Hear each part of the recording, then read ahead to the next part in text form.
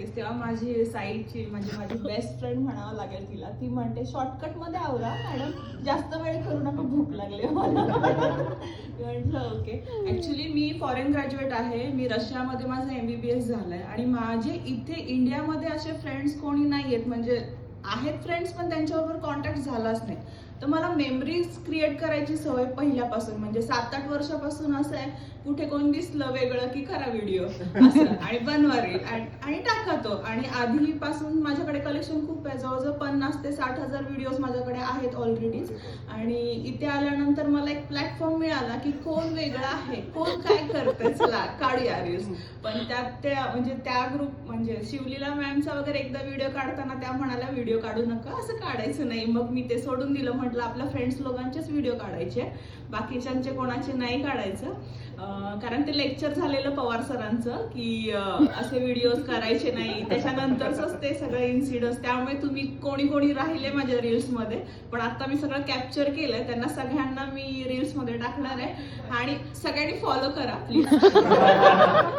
आणि ऍक्च्युली एक सांगायचं म्हणजे मला स्वाती मॅम कडून खूप सारा सपोर्ट मिळाला, पर्सनल लाईफ मध्ये सुद्धा आणि प्रोफेशनल मध्ये, आणि मी त्यांना कधी विसरणार नाहीये. आणि पुण्यात मी कधीही आले तरी मी तुम्हाला नक्की भेटणार. आणि बाकी आमचा ग्रुप, हा ग्रुप म्हणण्यापेक्षा एक फॅमिलीच झालेली आहे. योगेश सर झाले, श्रेयस सर, आशिष सर, नंतर राम सर, विवेक सर, माझी रूममेट्स प्राजक्ता, तर आणि कोणी राहिलं असेल बाकी सगळे आहेतच. सगळ्या माझ्या मैत्रिणी पण झालेल्या आहेत. तसं मी खूप कमी बोलत नाही असं नाही, पण मी खूप जास्त बोलते आणि मग समोरच्याला असं एकदम गुंडाळून टाकते सगळं. त्यामुळे मी थोडं इग्नोर करायचे. आणि स्पेशली आशिष सर बरोबर बॉन्ड आमचं वेगळंच झालेलं आहे.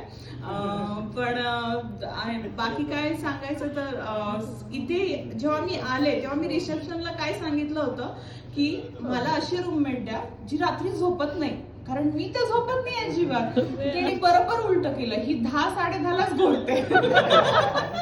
अशीच रूममेट दिली आणि सगळं उलट. 11 वाजले, 10:30 वाजले, लाईट बंद, मग तुम्ही काही बुक रीड करू शकत नाही, काहीच नाही. पण मला एक सवय लागली आणि 29 दिवसामध्ये मी फर्स्ट टाइम काल तिच्या आधी झोपले, म्हणजे 12:30 वाजता. आणि तिने मोबाईल साईडला ठेवलं आणि ब्लँकेट्स वगैरे टाकून लाईट बंद करून मग तीही झोपली, म्हणजे एवढ्या दिवसामध्ये. आणि अजून काय, सगळ्यांना आता जायची घाई आहे. मी सूर्यकांत सरांना पण खूप त्रास दिला होता यायच्या आधी की सर कसं असेल. सरांचं म्हणणं होतं मॅडम इन्चार्ज आहात तुम्ही, तर येऊ नका अजिबात, सही वगैरे करायला. म्हटलं मी साधक बाधक चर्चा करेल. आता नवीन शब्द सापडलाय मला. तर आमचे DH मॅडम पण सोडायला तयार नव्हते.